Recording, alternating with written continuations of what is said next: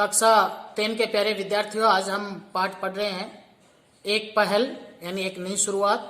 देखिए, इस कहानी के अंदर बहुत अच्छी जानकारी हमें मिलती है।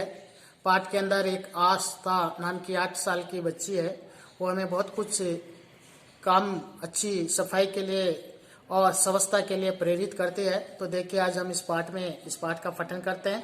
आस्था हमें किस तरह से एक नई पहल की शुरुआत करती है, एक नई शुरुआत। आस्था नाम की एक लड़की है, उसके लेकर ये कहानी लिखी गई है। आस्था 8 वर्ष की थी। पिछले सप्ताह ही वह नए मोहल्ले में रहने के लिए आई थी। देखिए, नए मोहल्ले में उसका घर एक 5 मंजिला इमारत के तीसरे तल पर तीसरी मंजिल पे था। वह इमारत बहुत ही बड़ी और आलीशान थी, यानी बहुत ही सुंदर थी, बहुत शानदार थी। परंतु आस्था को वह बिल्कुल भी पसंद नहीं थी।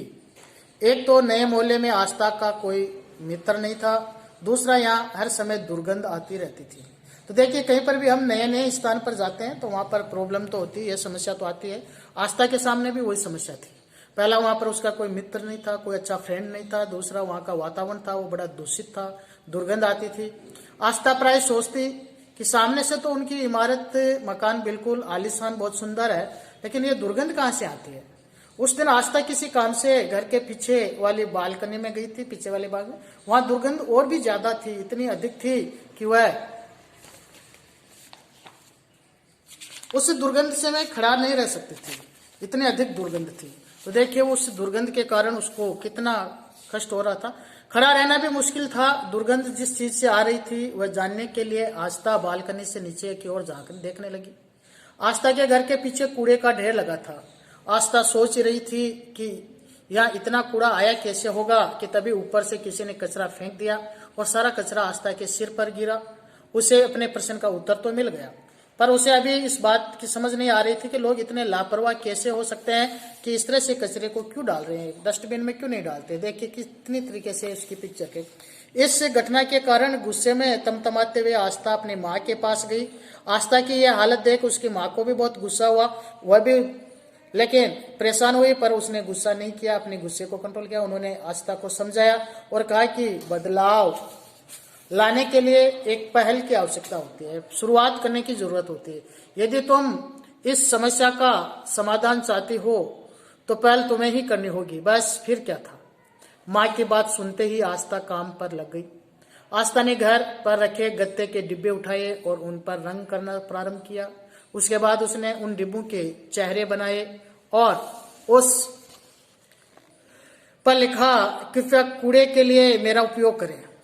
इस प्रकार आस्था ने 5 डिब्बों को 5 कूड़ेदान में बदल दिया और उसके बाद उसने अपनी इमारत के हर तल पर एक एक पोर्शन में एक एक डिब्बा रख दिया। आस्था को विश्वास था कि शायद अब लोग बाहर कचरा नहीं फेंकेंगे। देखते ही देखते हफ्ता बीत गया, पर लोगों ने अभी तक बाहर कचरा फेंकना बंद नहीं किया। आस्था को निराशा होने लगी तो माँ ने उसे प्रोत्साहित किया, उत्साहित किया और एक नया सुझाव दिया। माँ नए सुझाव से आस्था की निराशा छूमंतर गायब हो गई थी। इस बार आस्था दुगुने मेहनत से अपने काम में जुट गई थी। सबसे पहले तो उसने कुछ पोस्टर बनाए। उन पोस्टरों को उसने सीढ़ियों के पास चिपका दिए ताकि आने जाने वाले सभी लोग उनको पढ़कर जागरूक बन सके। इसके अलावा आस्था ने सूचना पुस्तिका यानी पंपलेट भी तैयार किए और उसने अपनी इमारत के हर घर में वह पुस्तिका बांटने पढ़ने को दी। आस्था ने इस सूचना पुस्तिका के माध्यम से लोगों से निवेदन किया कि वे कूड़ेदान में डालें, यहाँ वहां न थूकें। साथ ही उस पत्रिका में गंदगी से उत्पन्न बीमारियां, दुर्गंध, बीमारी, गंदा वातावरण आदि के बारे में भी चर्चा की। तो इस तरह से उसने पहल की और पहल के साथ ही लोगों को भी प्रेरित किया। उसकी माँ ने उसका पूरा साथ दिया। उसके साथ देखिए, सूचना पुस्तिका पढ़ने के बाद कुछ लोगों को अपनी गलती का एहसास होने लगा और उन्होंने आस्था के प्रयास की सराहना की। साथ ही उसके द्वारा रखे गए कूड़ेदान का प्रयोग करने लगे। पहल आस्था ने की थी, पर वह अकेली नहीं थी, क्योंकि आस्था के प्रयास के कारण आसपास के कई बच्चे उनके मित्र बन गए। कुछ बड़े लोगों ने मिलकर इमारत के पिछले हिस्से की सफाई कर दी थी, पर अभी भी कुछ लोग ऐसे भी थे जिनके व्यवहार में परिवर्तन नहीं आया था। इस बार आस्था ने हिम्मत नहीं हारी। वह प्रतिदिन ऐसे लोगों के द्वारा फेंके गए कूड़े को उठाने लगी और जिन्हें वे बालकनी में से सीधा इमारत के पीछे फेंकते थे। आस्था के साथ साथ उसके मित्र भी इस काम में सम्मिलित हो गए। अब प्रतिदिन वे बच्चे इमारत के आसपास की सड़क, इमारत के पिछले वाले हिस्से को साफ करते दिखाई देते। बच्चों के प्रयास को देख धीरे धीरे सभी लोगों बाहर सभी लोगों ने बाहर कूड़ा फेंकना बंद कर दिया था। तो इस तरह से उसके प्रयास रंग लाने लगे थे। साफ सफाई के कारण अब वहाँ दुर्गंध नहीं आती थी। आस्था के साथ साथ वहाँ रहने वाले अन्य लोग भी अच्छा महसूस करने लगे। बड़े लोग जब भी आपस में मिलते आस्था की प्रशंसा करते। अब आस्था को भी नया मोहल्ला बहुत अच्छा लगने लगा, क्योंकि ये शाम को वह अपने नए मित्रों के साथ इमारत के पीछे वाले हिस्से में खूब खेलती थी, जो अभी उसने शुरू में साफ करवा दिया था।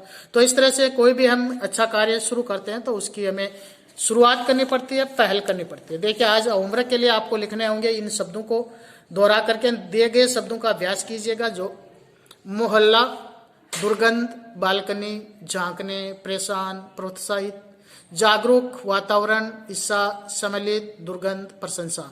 तो इन शब्दों को आप अपनी नोटबुक में लिखेंगे और इनका उच्चारण करेंगे। ऐसे ही 10 शब्द और अपनी पाठ्य पुस्तक के इस पाठ में से निकाल के आप लिखेंगे। अगले वीडियो के लिए प्रश्न उत्तरों पर बात करेंगे। तब तक के लिए नमस्कार।